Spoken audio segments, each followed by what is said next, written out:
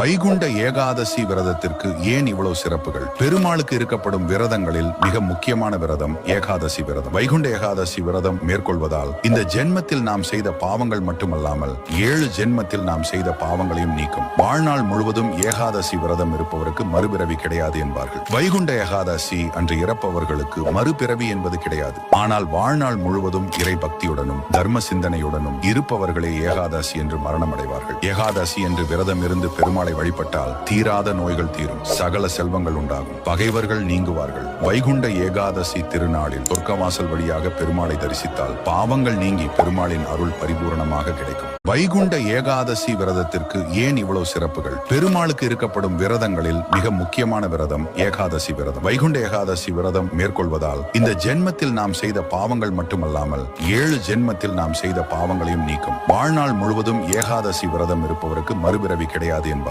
வைகுண்ட ஏகாதசி அன்று இறப்பவர்களுக்கு மறுபிறவி என்பது கிடையாது. ஆனால் வாழ்நாள் முழுவதும் இறை பக்தியுடனும் தர்ம சிந்தனையுடனும் இருப்பவர்களே ஏகாதசி என்று மரணம் அடைவார்கள். ஏகாதசி என்று விரதம் இருந்து பெருமாளை வழிபட்டால் தீராத நோய்கள் தீரும், சகல செல்வங்கள் உண்டாகும், பகைவர்கள் நீங்குவார்கள். வைகுண்ட ஏகாதசி திருநாளில் சொர்க்கவாசல் வழியாக பெருமாளை தரிசித்தால் பாவங்கள் நீங்கி பெருமாளின் அருள் பரிபூரணமாக கிடைக்கும்.